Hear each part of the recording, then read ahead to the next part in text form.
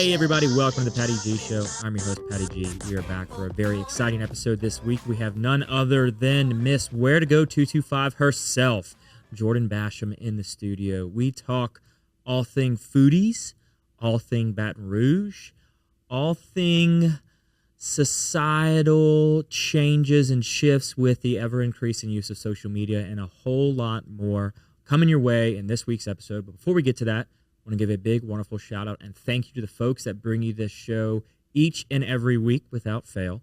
Fly Real Estate, Lakeman's Health Center, Horizon Financial Group, and Gage. Without further ado, y'all enjoy. Well, so now you've got your own full thing. Yeah. Totally independent. So yes and no. So I actually just like 3 weeks ago accepted a position with Noel Distillery, or TAG with Natalie. So I'm helping her, which is something I'm super excited about, but I'm still full-time doing my own. I actually left with the intention of, I was at Red 6 Media for a year. And I was finally like, I kept getting asked the question of like, why are you not doing this on your own? And I finally got tired of hearing that question. So I was like, all right, you know what? It's time. Like I should just do it. And then I kind of slowed down in January and started going part-time and then even shorter hours and really picked up my own thing. And then, from there, it's just kind of, I've stacked as much clientele as I can on myself, and then also working with Natalie now, like that'll be fun. But that's just kind of like a side project right now. So she's technically a client. So I'm her chief content officer. Okay. So I'm officially an employee of TAG. So now you're going to W-2. W-2. Like as an employee. Yeah, W-2, but I don't know. I'm still doing my own thing, but I can't say no to things. So I'm just like, I want to do it all. Yeah, but you got to. I know. Well, I'm also learning as like a business owner that there's a lot of things that just you don't get prepared for until you launch your own business. And, there's a lot of things that now I am the accountant, I'm the HR, I'm the person doing all the tasks, and that adds up very quickly. So I've already gotten to the point where I need to either scale up and hire on people. So I've actually hired on gently to people, like doing some side things to help me out, because I've realized I can't do it all. But I also don't know that I want my own agency. There's so many agencies in Baton Rouge, so I don't want to be another one. Mm-hmm. So I'm just I'm just kind of filling it out and seeing what's right. I have a lot of great contracts right now that some are NDA'd, so I can't like say what they are, but I just have some really cool projects that I can't wait to talk about. But I also have a lot of smaller clients that are just like, they just are small mom and pops that need business. They just need help on social media, and that is still like the core to my value, is helping Baton Rouge businesses. Yeah, well, and then you're at the position now where you can only take on future projects that you really love. That I really love, yeah. Right. Well, and I'm a sucker for helping Baton Rouge businesses, and like if somebody comes up to me, especially a mom and pop shop that I love, and I've been in the agency life, so I see the difference of like, these mom and pops can't afford agency prices, but whenever I go to so many restaurants and I just fall in love with the product, and I fall in love with the people, and I fall in love with the mom and dad that are cooking in the kitchen. I want to help them. So I think I'm still trying to keep true to my core values of like doing it appreciating why I started this to begin with, was to help Baton Rouge businesses and not to make money on it. Yeah. So trying to be also, but then it's like, how do you be a smart businesswoman? You got to make money at some point, but also like, how do you keep your core values? So could you, instead of taking them on as a client, do a whole segment with your personal brand page, like consulting them? So like if it's a mom and pop restaurant, for example, putting them on the Where to Go 225 page, and being part of their publicity, right? Because mom and pops thrive off of word of mouth. So that's kind of what's tricky, is that I started Where to Go 225 as just like a joke, and then that was just me starting an Instagram account so I could selfishly know what photos of food, where I went, and all these things. And then very like slowly I started noticing that more and more people were like liking it that I didn't know. And then within a year, like I think it was around kind of the COVID time, people started seeing that I was posting to-go plates. And so that like kind of took the pivot of people noticing that I was still posting businesses, even though, everything was closed.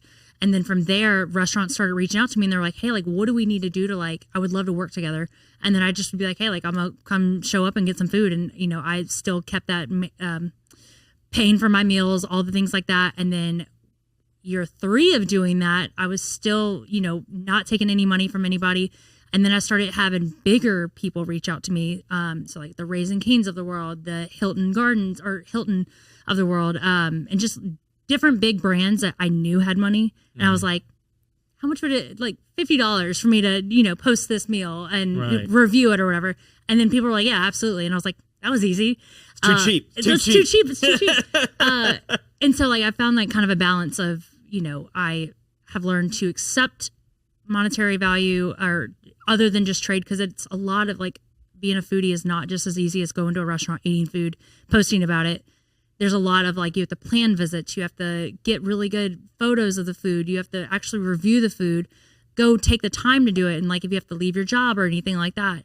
And so like just posting one review on a place can take anywhere between 3 to 6 hours, depending on what you're doing. Right.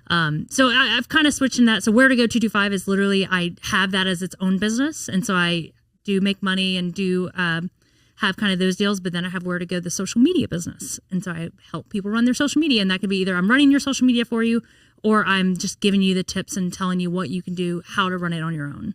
And so it's just within the social media, no web development, no anything beyond that. I know enough to get my feet wet. Like I came from, like I was at GatorWorks for 3 years. So I know web development on the side of like, I know how to edit things in the back end of the websites.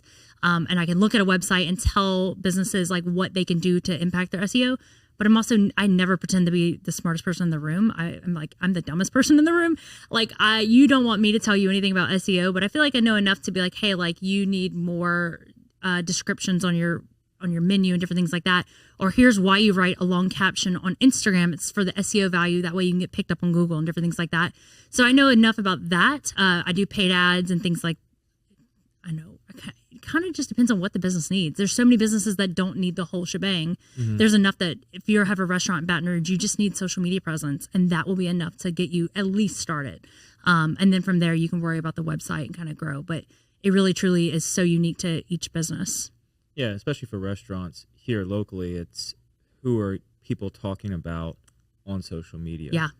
Working with influencers, that's another big branch of it. Is like I am an influencer in the Baton Rouge area, but I work with restaurants to bring in influencers, or I work with big brands. Like I am working with a vitamin company right now to get influencers on the list to like try out their vitamins and different things like that.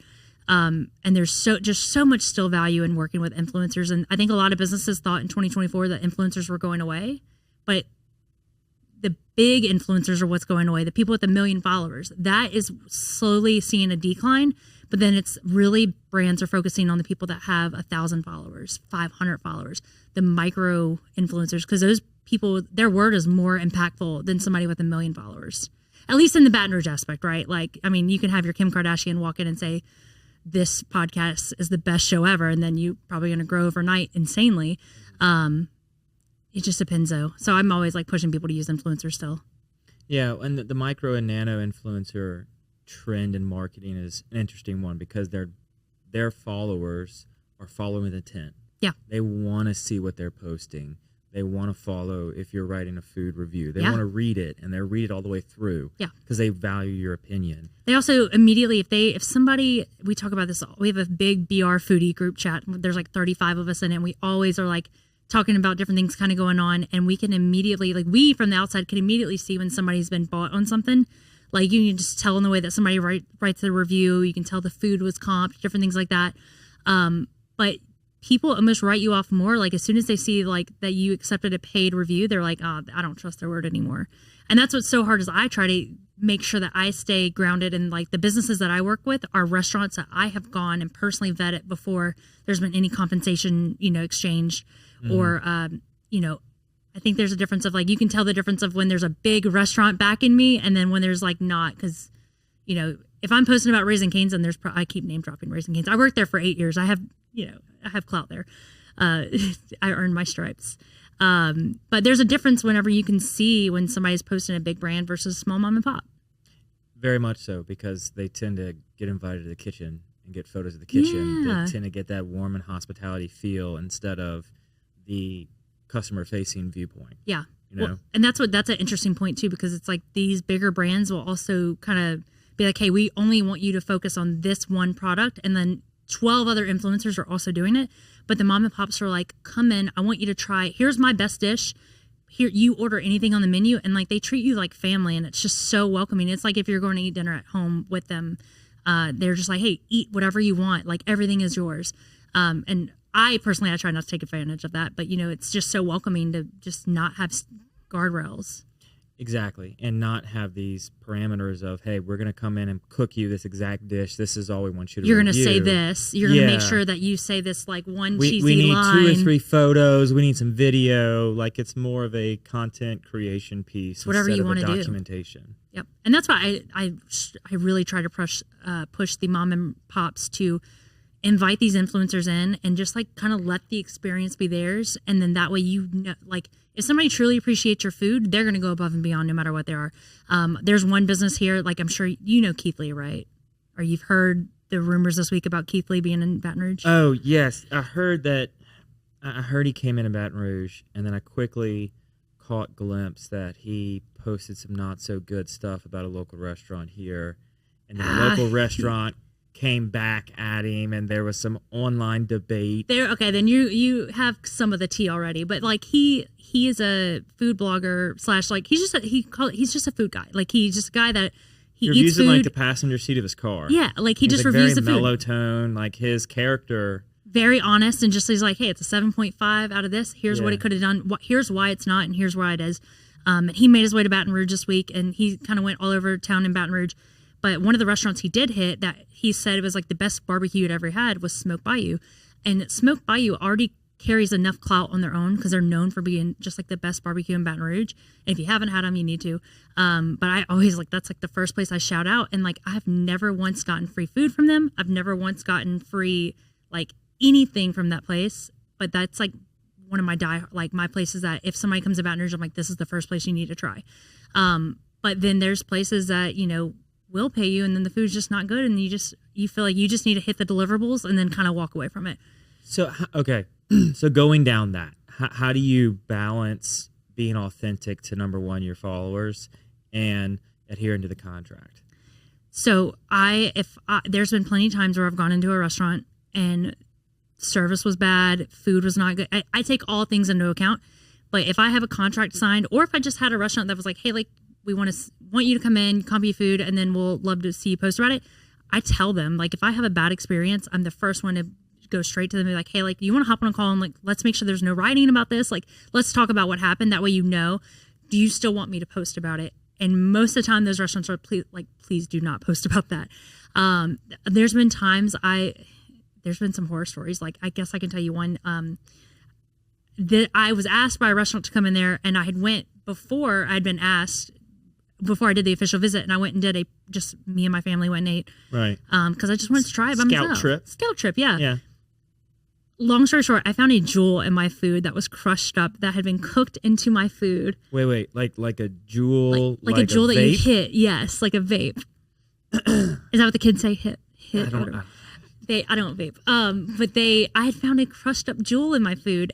And like a jewel pod, because I'm trying to think of the magnitude of this mistake. So are we talking a jewel pod that's maybe the size of like your thumb or smaller, or are we talking about a full on jewel stick? It was the pod with the nicotine in it. Like the part that you plug in. I'm not an expert on this, but like the part that you plug in. It separates, right? So you've got the battery power that does all the battery. And then you plug the nicotine piece that goes on top. Yeah. It's like if it's a true jewel, like the branded jewel. The reason I knew what it was, so whenever it happened, because I was like about to bite, and I'd already bit like 3 or 4 bites in my food. And I was like, I'm getting a weird high. This food is so interesting. This food is so it's good. Like a nicotine high. This is strange. That's how they get the addiction. Crushed jewels in your meal. Don't take don't do it, please. Don't do crushed jewels, kids. Literally. And so I went to go eat my food, and I noticed something, and I'm already like scary. Like I don't like bugs or anything like that, but I came from the restaurant industry, so I know things happen. Right. But I kind of put it on my plate, and I looked around, and then I didn't know. I was like, what is this? And I was at my table with my family, and they were like, I don't know what that is. And the waitress comes over, and I was like, hey, like, just so you know, like there's this like in my food right now. And she was like, huh. Oh, I know what that is. And I was like, do you? Can you elaborate a little bit? Like, what is it? She's like, oh yeah, our cook like lost his jewel earlier. And I was like, that is like the wrong like thing you should say. But I was like, oh my gosh, okay. So the chef is trying to skirt around walking away to take a smoke break, and instead substituting with the jewel in the pot. Okay. I want the inside scoop. I really do. But I would love to see the camera footage of just the chef. I'm sure it's wiped. I'm sure it's gone. What was the dish? I can't say what it was. The dish is too descriptive of the restaurant? Too defining, yeah. Got it, okay. But I went through all the steps. I was like, hey, like, can I just speak to your manager? Like, it's okay. Like, again, I'm very understanding. I was like, hey, like, this happened. And they're like, kind of, what do you want us to do about it? And I was like, can you just take it off my bill? Like, I'm good. I don't need to eat anymore. I'm good. I'm not going to eat this nicotine dish. Like, it's health reasons. And then I, went off after I left. I went home and I wrote a really nice message to the owners. I was like, hey, like, look, I think you should know about this. Here's a photo of this. I just asked for like my food to be taken off, and you should just have the whole picture. Feel free to go watch the cameras. You can see whatever you want. I think you should know as the owner. And they were like, hey, thanks for letting us know. Next time you come in, a free appetizer on us.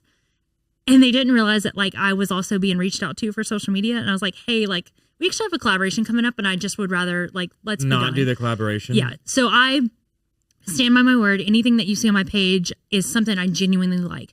Taste buds are different. So like my taste buds might be subjective. Or if I get a sushi roll, I'm the person that will sub out the cream cheese.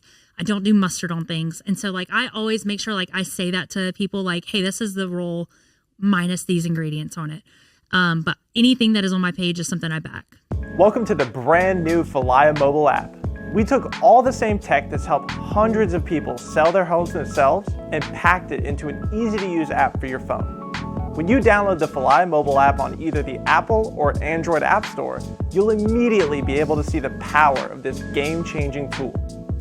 From the seller's dashboard, you can navigate to all the information that you need. We intentionally separated everything into key groups, such as tasks to be completed, buyer leads for your listing, and contact information for everyone involved through closing. When you get an offer on your property, you can simply review and respond all within the app. No matter where you are in the world, you'll be able to monitor everything that's going on with your property from listed to sold. It's truly the power of Falaya in the palm of your hand. Download the app and see for yourself. Falaya, it's real estate reimagined. Yeah, that's having the willingness to cut off a deal and say we're not going to do this because of the fact you had that experience. Goes and speaks volumes of the credibility and just what the page holds is like, no, you're getting the truth. You're not getting just some paid spot. I hope so. Came in and paid me. I get it because I mean I see things, especially as a consumer. I'm like, that seems a little too good to be true. But like, if there's something I truly like, I'm like, y'all better drop what you're doing and run and go get this. Or I'm just like, hey, like guys, I had this meal and like you should know about it. But yeah, it's been a very interesting line because I could have done where not to go 225 and that would have been so good. I see a spinoff page. I need to go trademark it right now. I see it. Jay, capture it right now while we're recording. Jay's gonna go buy it. Yeah, he's already bought it. I mean, I could have done that. I like the where not to go 225. I mean, it's not to put businesses or companies out of business, but it's to hold them to a certain level of accountability. Because to your point, oftentimes don't get me wrong. I work with the restaurant industry day in and day out. I understand the tight margins. Yeah. I understand everything. But you're only as good as the failure you fix. Exactly. And you if have to be your open solution is just a free appetizer the next time you come in, I mean, don't get me wrong. I'm not sitting here saying you got to cut a check to people for stuff that happens.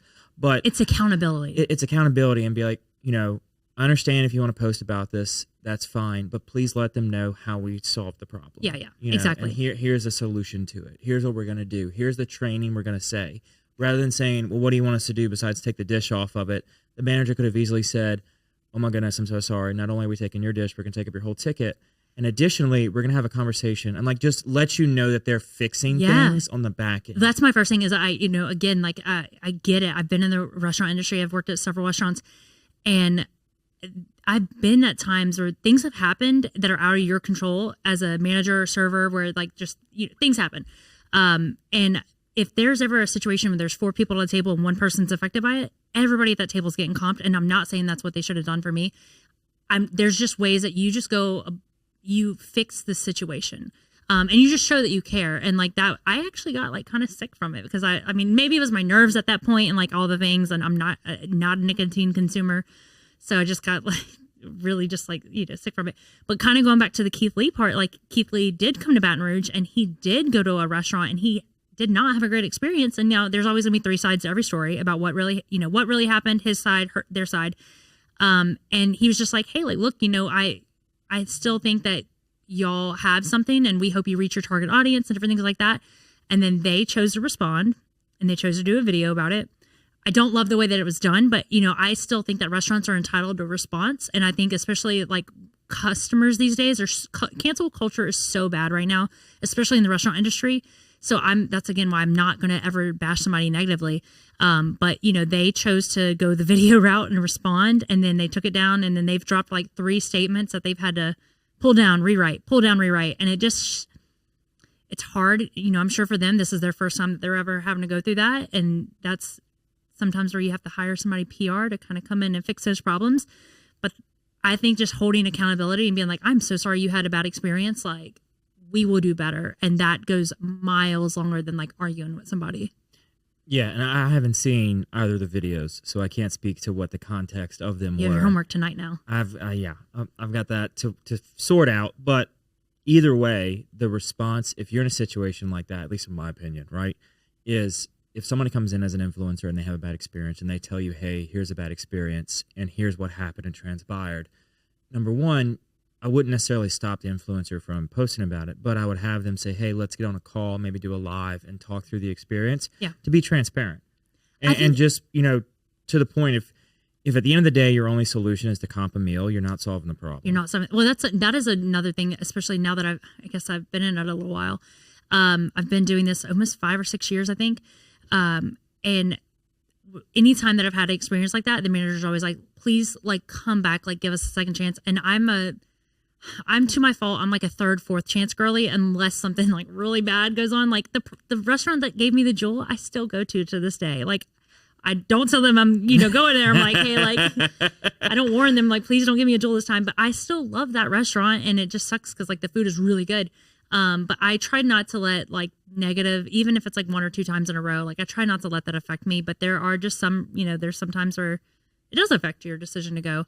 But that's where I think a lot of these restaurants have picked up on the fact that you can invite people back. And that is another downfall of like having influencers come is that people see, they get like the big, beautiful burger that's stacked on top of each other. And then the influencer takes a picture of it and then somebody else goes to get that burger and it's not the same at all. And I am very much against that. Like I don't bring in lights to whenever I do like photo shoots or whenever a restaurant knows that I'm coming, I ask them to plate it the way that a customer is going to get it. I don't want anything special. I don't want the salad dressing lined perfectly and all that. I don't want a private little corner in the restaurant. I don't want any of that. And especially if I'm in a dark restaurant, I'm not even whipping out there's handheld lights now and all that.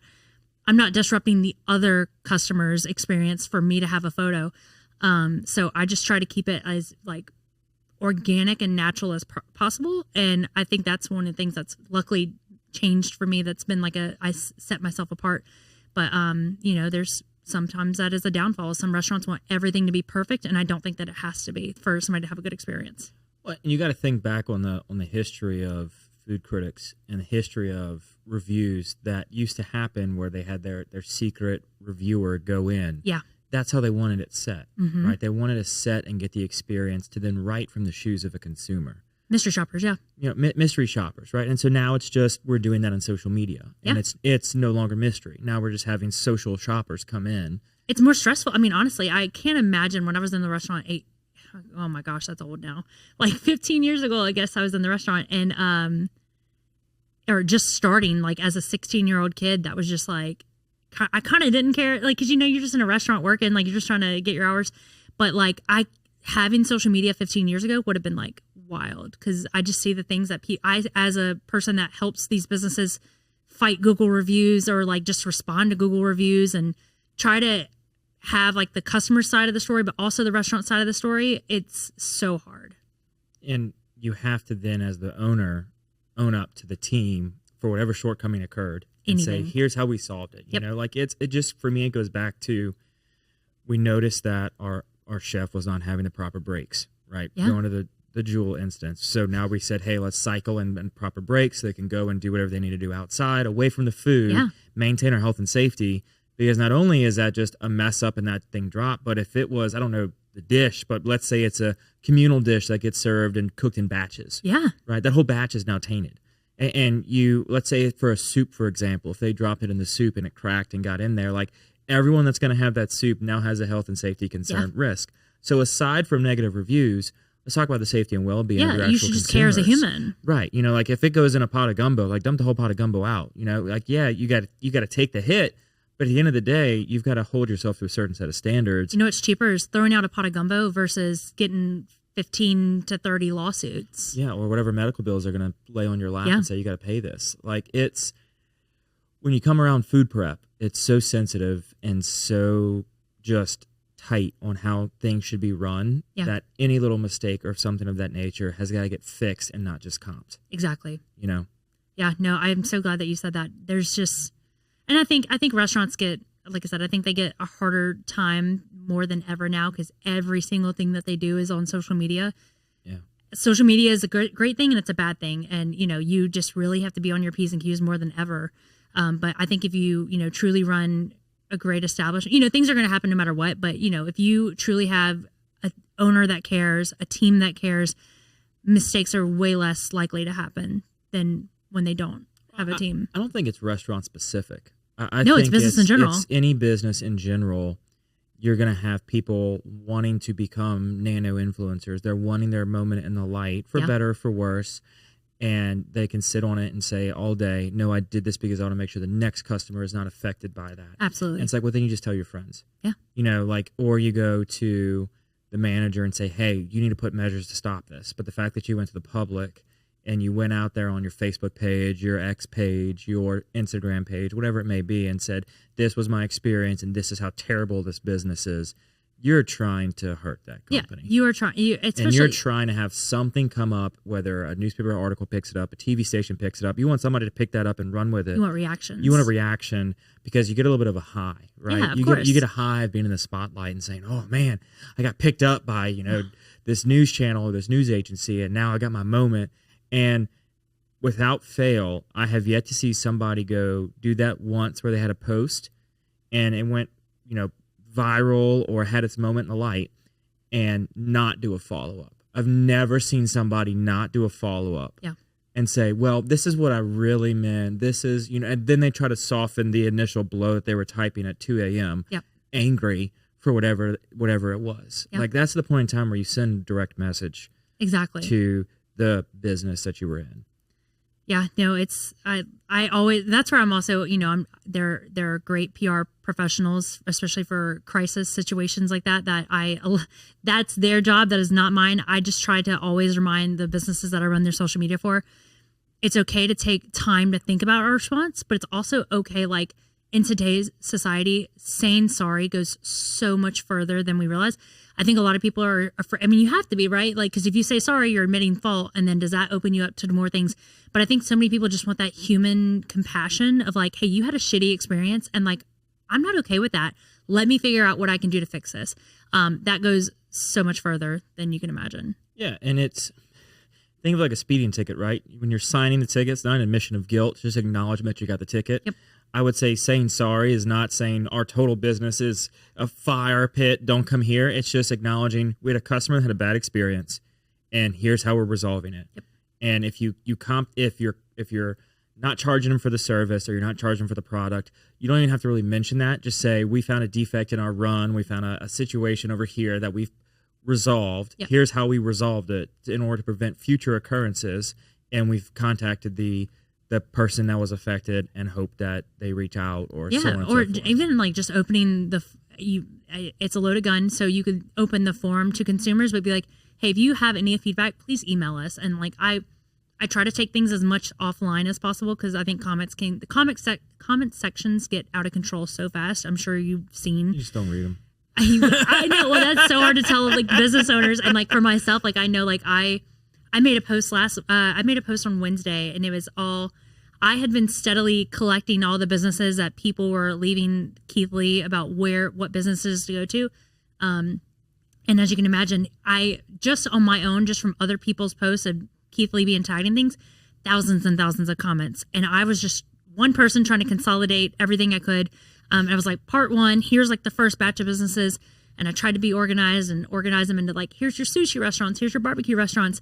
And like my comment section got very quickly out of whack. And I had to like draft. I noticed within the first 20 to 30 minutes, I had to draft a PR statement to be like, hey, like, look, I just took this from a few videos. Part two's coming. Like, this is not saying like, this is not to short any restaurant. Like if you're not on the if you're not on the barbecue list this time, you're going to be on it next time. Tag your favorite restaurants below. And that was fun. That was fun for a few hours going on. And, you know, I just had to keep responding. But I think that's also where people were like, I had a few people that would be like, I accidentally left Tsunami off the sushi list, which my fault for not doing that. They are a sushi restaurant and they do have good sushi. But I was just like, I sent my response and then somebody was like, oh, okay, cool. Like, no big deal. And, you know, people just want a response and they want to see that you heard them. This episode is proudly presented by Gage. Gage is a local company here in Baton Rouge, Louisiana. For over 40 years, Gage has provided businesses with the very best telecommunications, IT, and standby power services available. Gage has a variety of services, including Gage Cloud Voice. It is the last phone system your business will ever need. You need to give your business the ability to be accessible anytime, anywhere, and with Gage's cloud-based phone system, you'll be able to accomplish just that. Not only do they have Gage Cloud Voice, they have fully managed IT services that are proactive network monitoring, 24/7, 365, help desk, business continuity. They are there for you. What you're also going to need is some cybersecurity. Gage is there to safeguard your business from potential cyber threats, even when you aren't aware they exist. Gage also is power and leaders in standby generators. They are the #1 Cummins dealer on the Gulf Coast and provide generators to homes and businesses of any size so you can keep life going. Gage, better connected, a proud sponsor of the Patty G Show. And it's hard to do that at scale. It is, yeah. It becomes a challenge because you've been doing this for 5 years, right? Yes. And you can't hit every restaurant, I imagine, in Baton Rouge. And you're going to have a group of a dozen people that will say, well, you left off this one location that's run by my Meemaw, yes, and we're the only ones that attend because it's in her backyard. How dare you? Yep. You know, and they just look, again, it's that looking, like social media has almost created this society where we try to find something out of place. Have to find something. We have to find something wrong. And then the second you try to react or respond to it, it just goes off the wall. I'm so lucky. I don't know. Jay and I were talking about this before we get started, but like, I don't post like my voice I don't do voiceovers, reels and things like that because I feel like writing a script and all that. I really want to like focus on like building a caption that people can go read and all that. But I'm so glad that I don't have the people that come for me or the people that challenge me a lot because they're just like, okay, yeah, like I've had that food and it's good. Every now and then I'll get like an off the wall comment or like somebody will comment something and I'm pretty sassy, so like I'll respond back and like sometimes like I don't say anything off the wall, but like I had somebody responded into my comment section and was like, "Weren't you the girl at the parade that brought her kids and was getting in a fight?" And I was like, "This is a food blog. I don't have kids either. So like what? And I don't go to parades. Like I'm the most introvert person staying at home, not doing any of those things. And so I will respond to those things. But for the most part, luckily people don't send me hate, but I see it from my other foodie friends who do make their opinions known about the things that they don't like. And the hate brings hate. And, right. I'm just not built for that life. I just try to keep it very positive and, try to keep things moving. But, it's very hard. Yeah. I used to do a morning segment with Brian Haldane every Thursday morning. We would talk business in Baton Rouge. Okay. And we had a Twitter follower at the time, it was still Twitter, that every single show, without doubt, would just tweet about the segment and how awful everything was. And then they transferred over to YouTube, and then they transferred over to Instagram. You're like, what are you doing? What is your full-time job? Does your job know you're doing this? I'm like, number one, we're just two guys talking on the radio about articles we've read and our opinions and thoughts on the situation. And you're just over here having to voice your opinion and how bad it is. So like, I don't know if, and like, number one, you know who we are. So we're great. You know, welcome to the show. Yeah. And number two, the fact that you put time aside in your day to listen to the entire segment. You're committed. Like you're a number one follower. Like, we thank you. You're committed. And so like when the person came over to Instagram, I started doing this on the show's page. I just was interacting with him, and then he ended up going into the DMs of the show, and like I was just, again, I was just like, oh, thanks for following the show. I appreciate your loyalty and your support. This thanks is great. For your comments. Like I was just straight up like just hit him like kill him with kindness the whole time, and they never rebounded and tried to be like, okay, I'm done with this. I'm done with this. It was just continuation of it all. So yeah, when you get lost in the comments, you find yourself going down those paths. You're the one that's going to suffer at the end of the day because you just let it take. Everybody talks about mental health and different things like that, but it truly like social media is already consuming, and when you keep adding more and more to it, it just like takes over. And I'm not a person that I want to deal with that. And I already defend my restaurants enough, like especially like if I see a restaurant getting a hard time, like I'll go in the comment section and correct somebody on some things, or that's where I say I get in trouble because I'm mouthy sometimes. But I'm just like, why? Like, you have no better time than to come on this page and like bash and do all this mess. But also, sometimes you have to know when to stay out of it, and sometimes you don't know when to stay out of it. And you kind of got to feel your way out, right? Yeah. There's nobody telling you which situation to go with. There's no right or wrong reason. And YouTube, we've actually got a few comments in the queue on our YouTube Reels that people are like bashing the guest for a comment that they made. And, whenever we were doing clothing reviews with a partner, they are like, I hate that outfit. Those shoes don't go with that jacket. I'm just like, thank you. Dude, thank you. Thank you for your now opinion. I just like every comment that goes through. I just like it. I'm like, I'm not. This is all you're gonna get from me. Well, and again, it's so hard because like I listen, I read every single comment, or at least I try to. And whenever I have an experience at a restaurant and like I, do think it's good and I post about it, there will be times where I've made a post about a coffee shop that I really truly loved, and then the comments started coming in and people are like, I wish I had that experience. And then I started seeing a trend about people having a certain experience at this restaurant, and I did not appreciate that. And then it just kind of kept growing. And then I was like, okay, that's not a business I want to support. Like, I shouldn't be getting special treatment. Right. And so I will, try to investigate where I can. And so I'm very good about keeping open communication because I don't hire restaurants. We're partners together. So like, if I'm back in a restaurant, you could tarnish me just as bad as I could tarnish you. So like, we are in this together.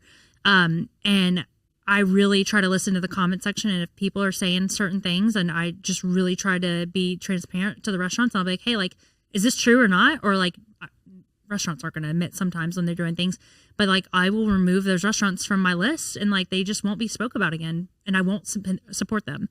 Yeah. But again, that's so hard, especially in today's society of who's right, who's wrong, what really happened. I still listen to the people that follow me and support me.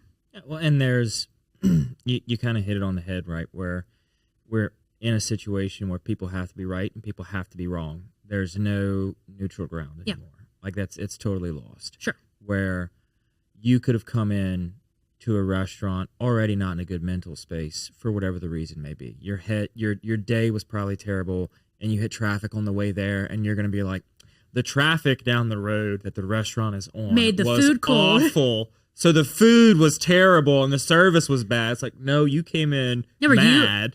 Were you actually the problem? Were you rude to the waitress and all that? Right. And that's where, people, I try to be as nice as possible to the waitresses and different things like that. And I am a very big, even if my food's 100% comped, like I can go to Supper Club and have a fully comped meal. And even if it's comped, I'm still tipping my wait staff. I'm still making sure that they hear thank you. I'm trying to get their names and shout them out when possible. Because like they're people at the end of the day and they deserve the recognition, but you have to take care of people. And yeah, it gets hard. Social media is still fun. We're talking down about it, but social media is still fun, and it's done so many great things for my life, and it's done so many great things for local businesses here in Baton Rouge. And, I don't think, like I said, in 2024, I think people thought that social media was going to maybe take a dive, and that's not the case by any means. So I'm curious on that. What were the murmurings coming from about social media kind of going down? Like where did you see and hear that people weren't going to give as much weight to social media as they had in the past? I just kind of paid attention to what like just different articles online were saying, and a lot of things. Obviously, I try to follow a lot of like the influencing marketing, kind of where that's going, and a lot like some of the things I saw was that influencer marketing in 2024 wasn't going to be big.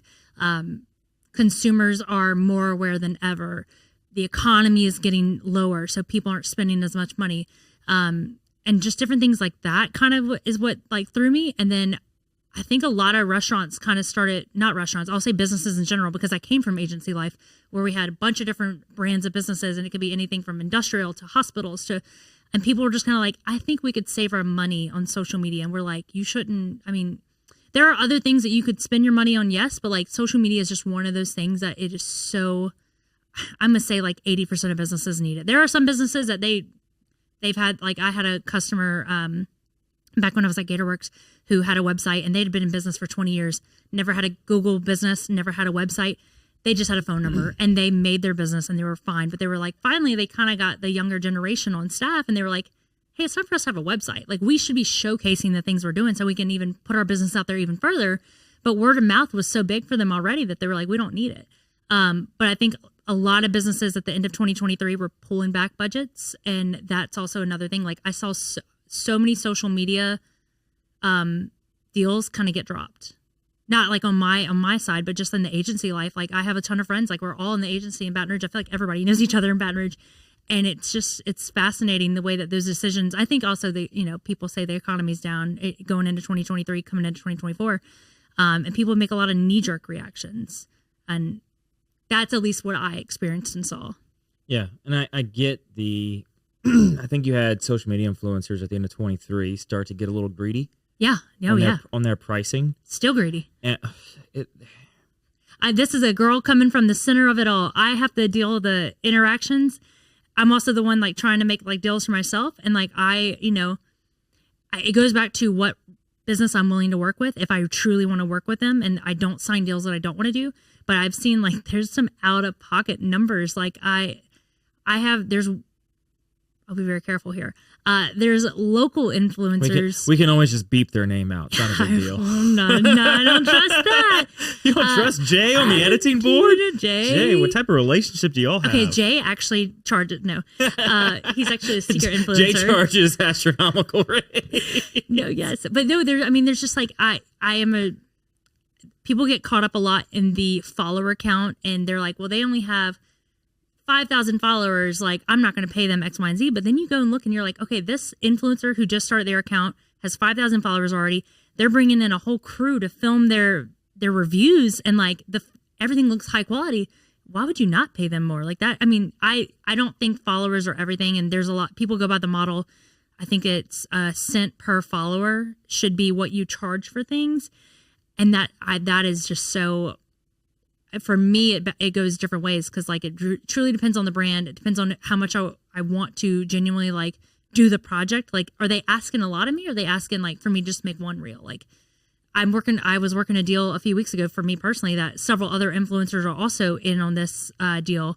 And like we all talk, we have a group message. So we're like, hey, like what are we all saying? Like let's all make sure that what's our rate? What's our standard? Like we want to make sure that the people that are on the lower end are getting the right deal, but also like, what's our CPM? What are we saying? What are we saying? And there's just some that will be out of pocket, and you're like, I don't even charge that much. And I'm not saying that like, you know what, if they're giving you that, great, go for it. But I think it just truly depends on if you know your worth, you know your value, and you know what you bring to the table. I try to be very grounded and know where I'm at, but some people are out of pocket. They are. And what I've also seen is social media influencers specifically, when they do get branding deals or they get these companies that want to do a sponsored segment, it is so just curated and crafted specifically to be an ad that it's awful. Yeah. And I'm like, how is this? Like, and then you don't see the paid partnership, and you're like, how are you doing this? Well, like, and now they just get like hashtag paid at the end or whatever, or hashtag sponsor, whatever it may be for whatever platform they're on. but they just make this ad, and I'm like, that is so artificial Yeah. to your normal content. Yeah. Like, how does that make sense? You know, I try like I am way more of the opinion of like product placement. Yeah.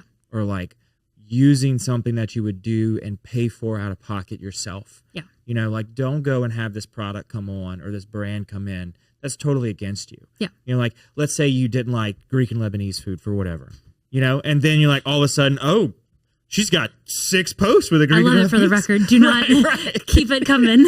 No.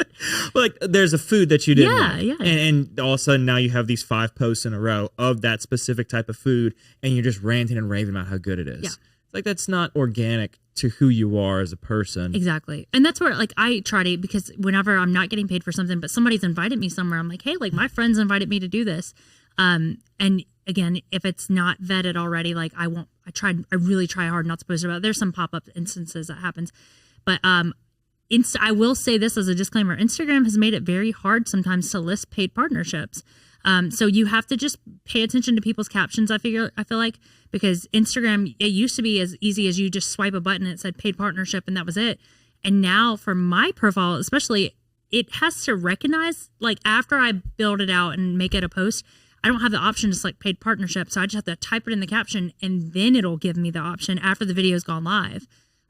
So I think there's still a lot of kinks that Instagram, you know, it's evolving, but I think they still have a lot of kinks on their end. But I think that sounds very intentional on their part, because if you see a sponsored banner, you scroll past it. You swipe right past it. So they were probably figuring out that people weren't watching the views to get the monetization. Yeah. And so that's why they made it hard for it to be recognized as a paid partnership. It's true. Didn't think about it that way. Because then if they see paid partnership, some people may just swipe past it, right? Yeah. No, absolutely. Locally, I don't think it's as hard. It's as hit as much, right? So like if I see that you post something that says paid partnership, I'm just gonna be like, great, what is it? You know? Yeah, you're like, hey, great, she got paid. Like awesome. That's how I am. Get her paid. Love it. Like I love whenever I see. I'm the first person to be like, I think people should be paid for the work that they do. Yeah. But I also, you know, again, I'm not in it to be a content creator. I'm not in it to be an influencer. I'm in it to support the local Baton Rouge businesses.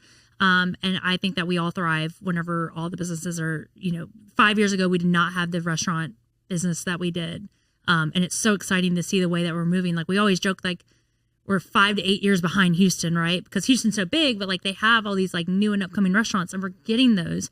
So I think like Baton Rouge is only growing bigger and better. And I love the new slogan, better in Baton Rouge, because we are. But it's going to take time to get there. And, you know, that's where my passion is, at least, is like still helping these businesses. But also, you know, if people are making money and that's their hustle, like go make your money. Like there's an influencer here in Baton Rouge. I won't say that person's name, but they charge $13,000 a reel and they get it. Go make your money. Like, and on the business side, I'm so curious of the conversion rate of that, right? So if they spent, you know, 13 grand for a reel, are the businesses getting 2, 3, 4x that spend, or are they not even getting anything? Because then it comes down to, well, we quantify it differently because it's an exposure rating. Like, what's the exposure worth? How much will we have had to pay at a different traditional media source to get that level of exposure that we got with them? But for me, if I see somebody with an extremely high follower count, I'll go first and see like their most recent postings and start scrolling through them to see the activity. Yep. And now Instagram has even eliminated that feature for some, because now it'll just say the people you already follow. So it'll be like Jay Parker, and it'll say, you know, Jordan, they like this, others. Yep. So it's like 2 people you follow and others. And I'm like, what? And you can hide. That's the thing. And you can choose to hide likes now. And so it's, well, what is the actual engagement with this? Thankfully, they still have view count on videos. Yes. So at least you have some bearing of metric. Open. Well, I actually got asked that question last week. Me and a fellow social media person were just I was asking something. I was like, why do you not use hashtags? I'm so fascinated by that because I'm so analytical and I can track hashtags and I can see like where people get the hashtags and like, you know, blah, blah, blah. And then for her, she was like, why do you not hide your likes? And I was just like, I'm just an open book. Like every now and then I might get in my feelings about something and hide my likes. But then I'm like, why am I doing this? And so I'll unhide them. And so you can go through my profile and see there might be one post that has 100 likes. There might be one post that has 70 likes. And then there might be one that has 10,000 likes. And 2 years ago, I feel like I was very protective of it because I like wanted to feel like I had a bunch of viewership and all that. But for me now, I've moved in this view in my life where I'm just like, I think open honesty is better. And that also helps other fellow content creators. And like I said, we have this group message that has all these foodies in it. And I don't want them to be like, oh my God, we have to get 5,000 likes every post or else we're not successful, because that's not the case. You can get paid or you can get business deals from not getting 100 likes. You just have to be authentic and hope that, the brand wants to work with you and you want to work with them, and that would be the selling point.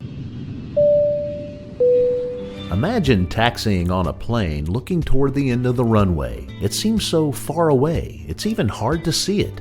And that's what the concept of retirement probably felt like when you were in your 20s, 30s, and 40s, way far in the distance, not visible or even a concern. But as you turn 50, something happens. Retirement suddenly seems like something real, something not too far away. In your 50s, you are rolling down the runway. Retirement is getting closer and closer, faster and faster, weeks and months zipping by. But are you even ready for a successful takeoff to retirement? Fear not, there's still runway left. But the time is now. Time to make progress and time to get a plan. The Runway Decade will help you get organized, get energized, and give you the direction you need to take off to your desired retirement. The Runway Decade, building a pre-retirement flight plan in your 50s.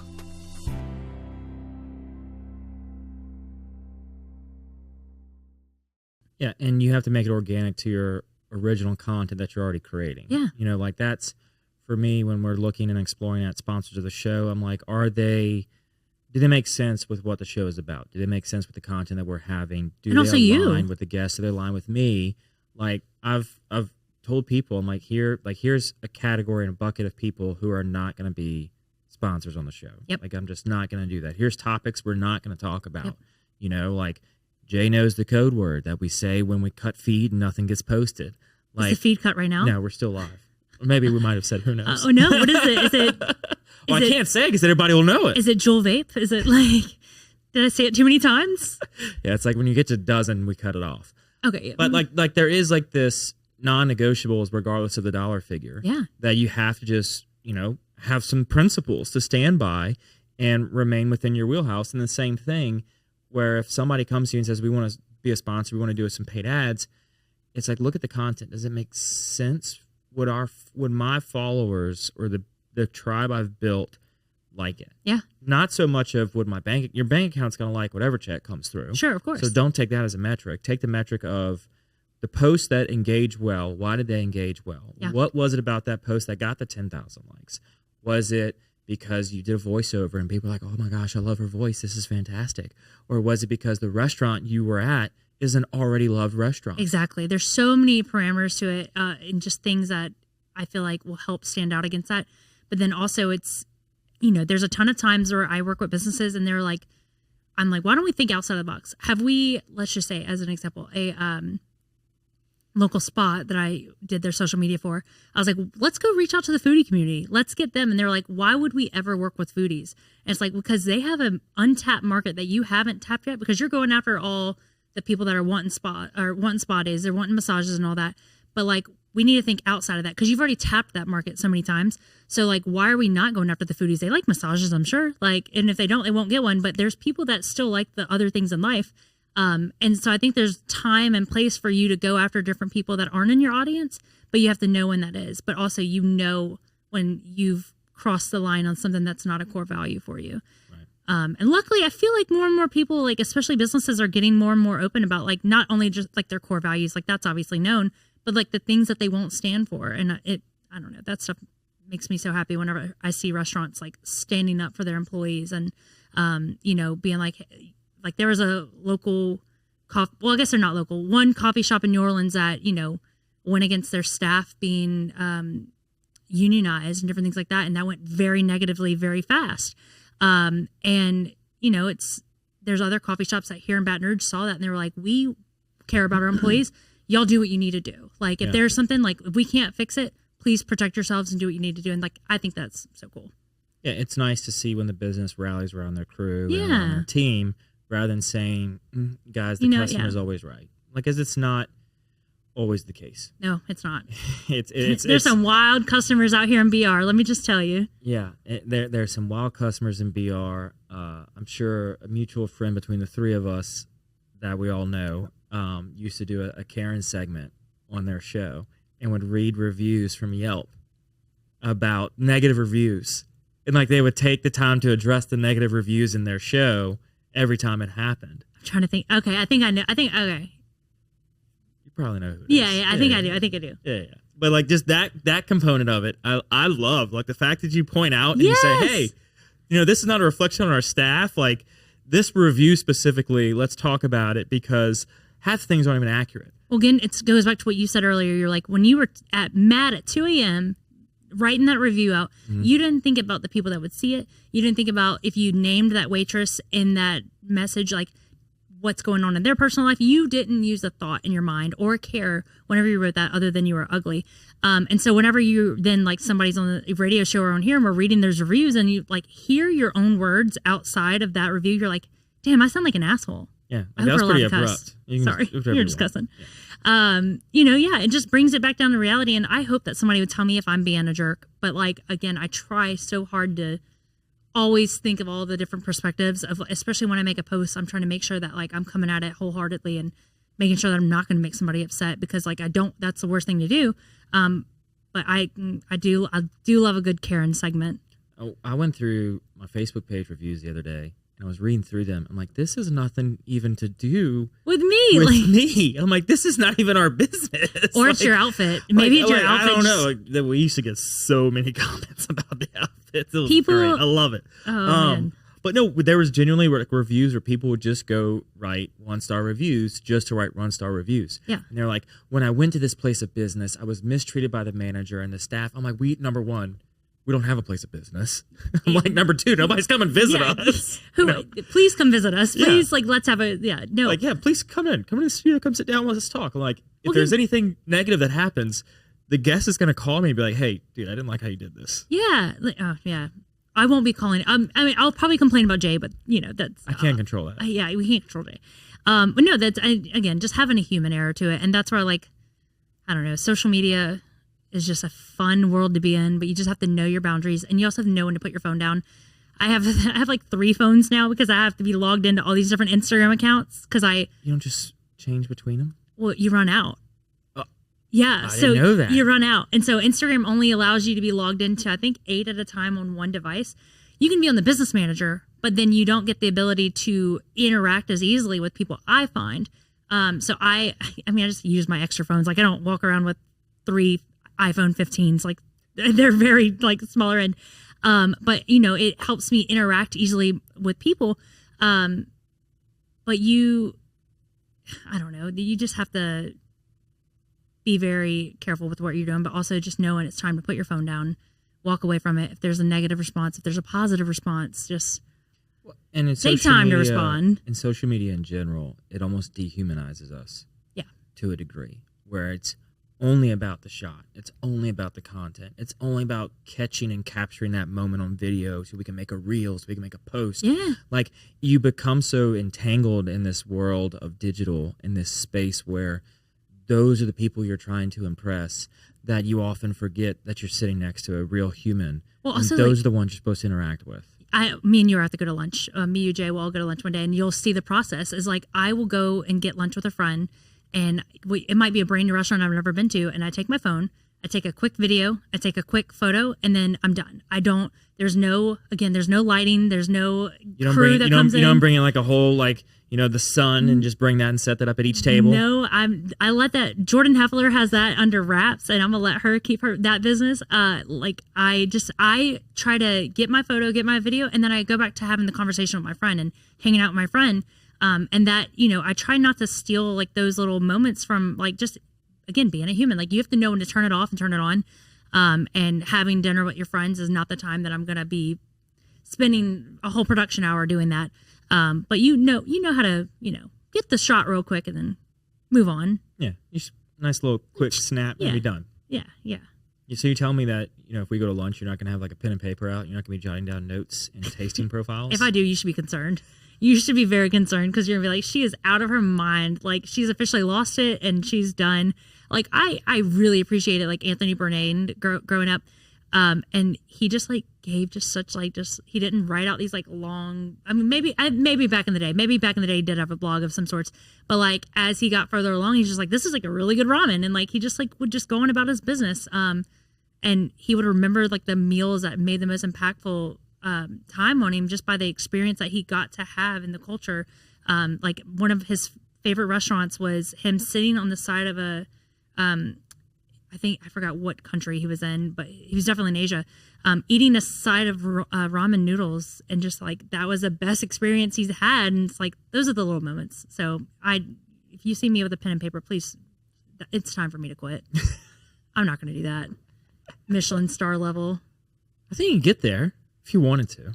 I don't know that I want to. Like, I think it would turn, like, it's already in a job for me now because I'm helping the restaurants, and it's already kind of, the joy's already been kind of a little pulled back for me, but like, I still really try, like, then it comes right back whenever I'm like, some restaurant, I made a post about this restaurant, and even if it didn't get 5,000 likes, they saw the most business that they've had in 2 years. Like, I had an incredible, I went into, there's a local, I'll name drop them, Sabath Donuts on Essen.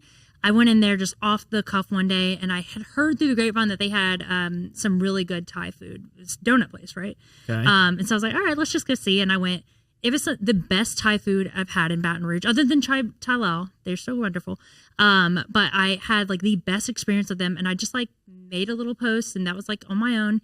And they, within, I think it was like a week, they sent me a heartfelt message, and it was just like the most beautiful written message. They were like, this is the most business we've seen in 3 years in one weekend of you making that post. People came in and showed me your post, and like, we are so thankful for that.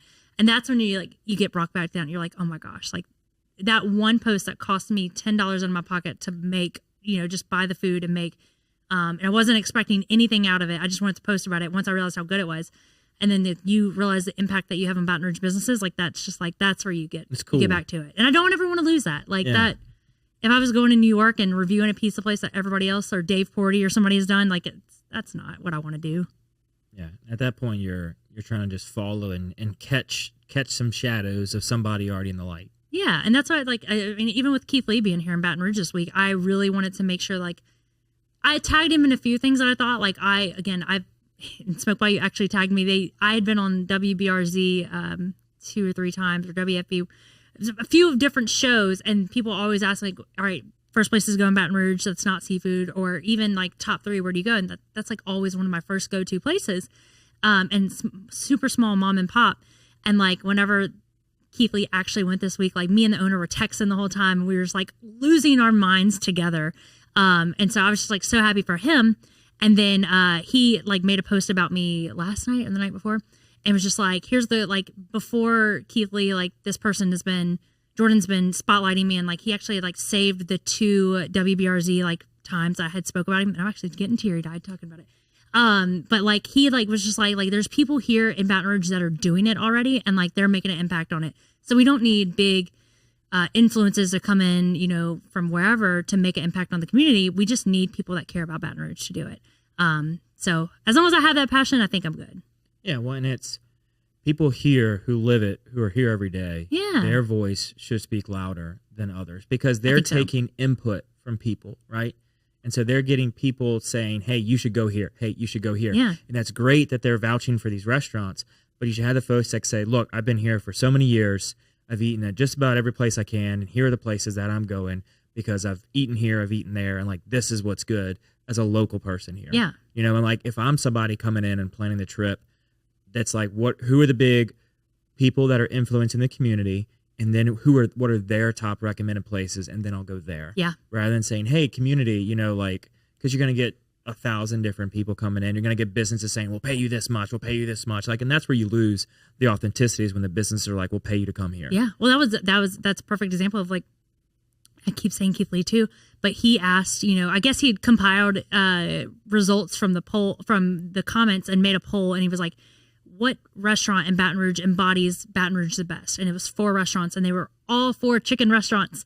And you're like, he does have a shellfish allergy, so he can't eat seafood. So he did have to take that into effect. But then it was like 3 big restaurants that do have a lot of chains, and then one that has 2 locations. And it was like, I don't know that is the answer, but also like, how do you know what's right and wrong? Like you can't. How do you say that these restaurants don't deserve it? Also, that's when you got to come into categories, right? And that could go all day. Like I made my little post a few days ago, and had everybody divided out. And boy, that was a mistake because they were like, "How dare you put?" We're very passionate about our food here. I didn't put tsunami in the sushi category, but I put him in the date night spot, and boy, was I wrong on that. Like I'm like, come on, guys, like just pick a restaurant and go to it. Go support your local restaurant.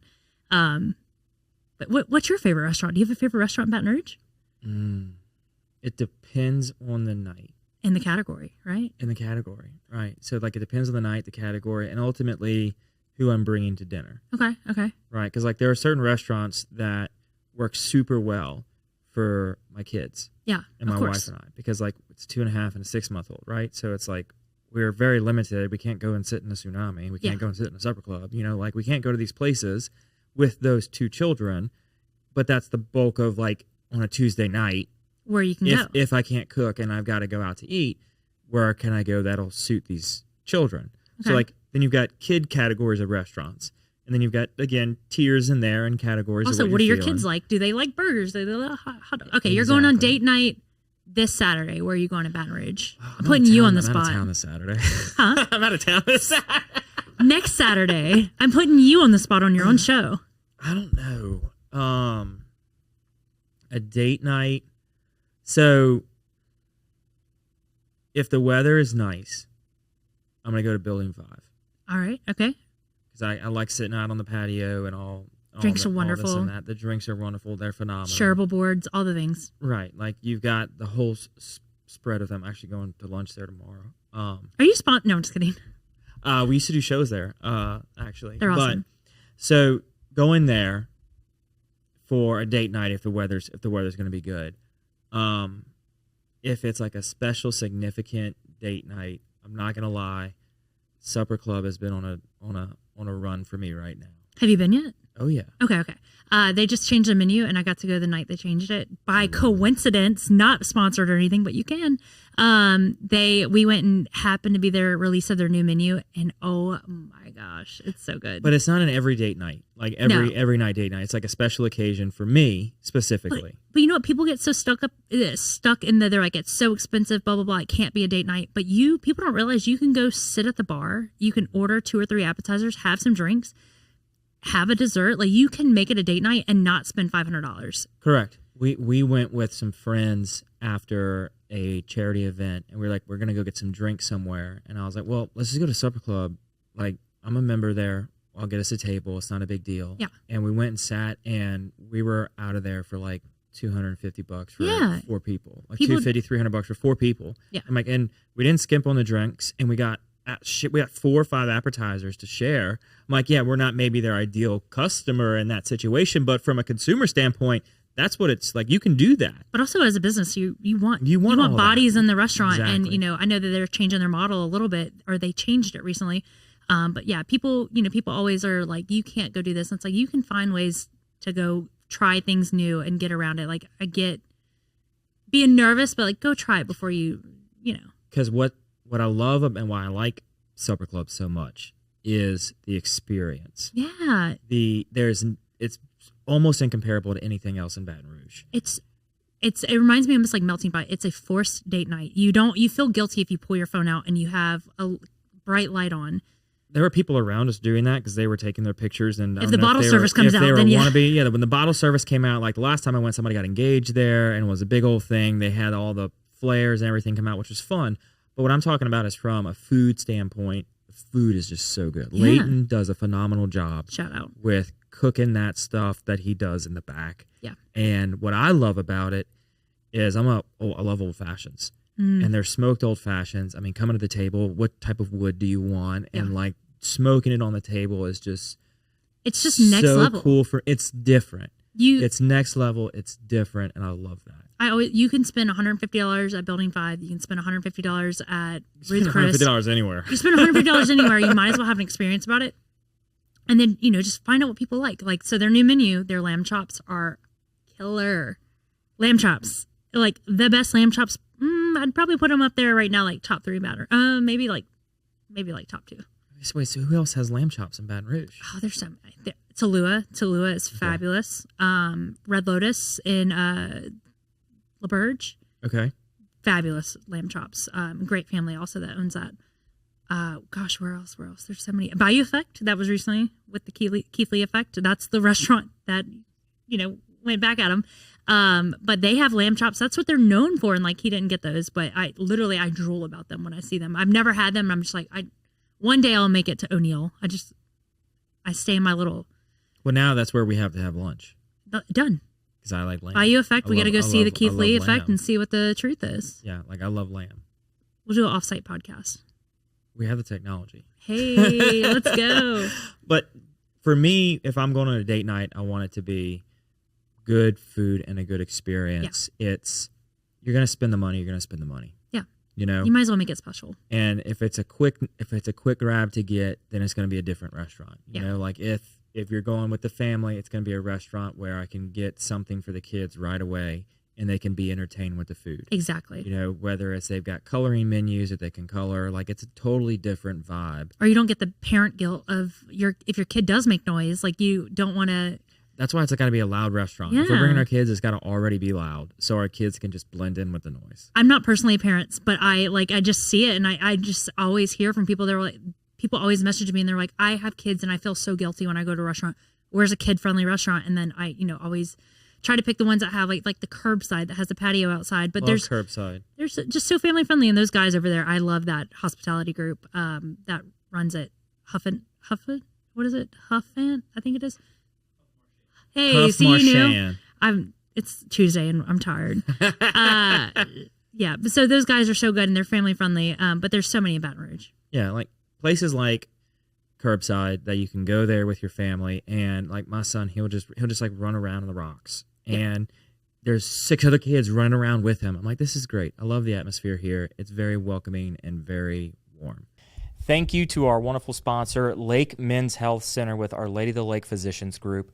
Guys, I know it's tough to get out and go to the doctor. I know it's challenging to find time in our busy days, but I promise you, signing up to be a part of this group with Dr. Curtis Chastain and Dr. Tyler Boudreau, you won't regret it for several reasons, but most of those being the fact of the time it saves, where you're able to get in on the same day, get that appointment done, and spend that time you need to talk with them about what your health goals and concerns are, as well as ensuring that the financial investments you have, you will be able to live out and see those come to fruition. So if you're an investing guy, you know all about and planning for the future and investing in the future. There's no other more important thing to invest in than your health. Make sure you go check them out, Our Lady of the Lake Physicians Group Men's Health Center, and tell them Patty G sent you. Yeah. So we could keep going on all day, but as you said, it's Tuesday. It's getting late. I know, we're tired. So to wrap up the show, we ask guests every guest the same set of questions at the very end. Okay. They're very hard-hitting questions. I'm nervous. All right. So what is one thing you did as a kid you wish you could still do today? Oh, man. Nap time just hits different when you're a kid. Like as an adult, like you feel guilty. I don't take naps anymore, but I can't even force myself to do it. Like it just doesn't come naturally anymore. But I just wish I took the time to appreciate those little naps and just like rest when I could, because it's just life never stops now, and there's always something happening, and there's always something that's got a fire that's got to be put out, or you got to start worrying about all these things. And I just wish I would have appreciated sleeping at school a little bit more, because we don't get those times anymore. We don't get the slow down time. Yeah, nap time would be a wonderful added benefit to the day as an adult. Yeah, or just like that hour of decompress. I know even like during your lunchtime, we work through lunch now, and like we're always thinking about what's next. What am I going to do when I go back to work, or however. So just like 1 hour of just like laying down and just stopping. Yeah, which some companies are doing that. Look, there's some, like I've heard Facebook has a nap room, so maybe we're doing it wrong. We haven't gotten there yet. Well, goals to work towards. Yeah, right? Yes, nap room. So you have built up this, I guess, accidental food blog over the course of 5 years, and now you're turning it into this marketing machine. I won't say agency, marketing machine to help companies expand their reach. Yeah. And all while continuing to do your own. So through that, what are like 3 lessons you've learned along the way? Ooh, that's so good. I would say no can be a sentence.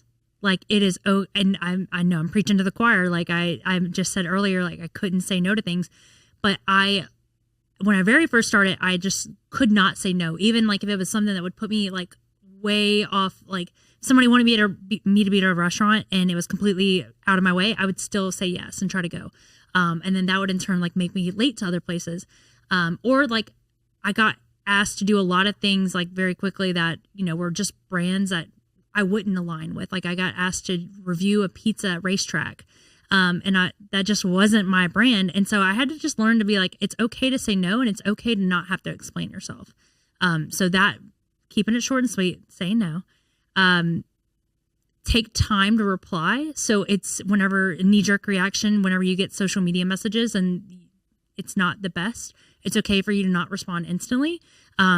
It's okay to take time to think out your thoughts and make sure that what you're going to say is going to be the correct thing, or at least it's going to be the thing you would say in 12 hours. So take time to think things out. Don't feel like you have to respond instantly. And gosh, I guess third, it's okay to turn your phone off. It's okay to walk away from your phone. For the longest time, felt like I could never like leave the room without my phone being in my hand. And now like the best time of the night is whenever I put my phone on the charger and I walk away from the room. So it's okay to put the phone down and just let things, at least let the social media side stop, because you're always thinking about things and we're always pointing to the next thing. It's okay to put the phone down. Yeah. Oh, I'm right there with you. I love those three. Okay. You did. I was good. I was great. I was nervous about those three. No. Those you hit them all. Perfect. Now, the ultimate question: what is something you love about Baton Rouge? I mean, I guess because I'm a foodie, I have to say like the food, but it's the culture that comes with the food. It's the people that you meet with the food.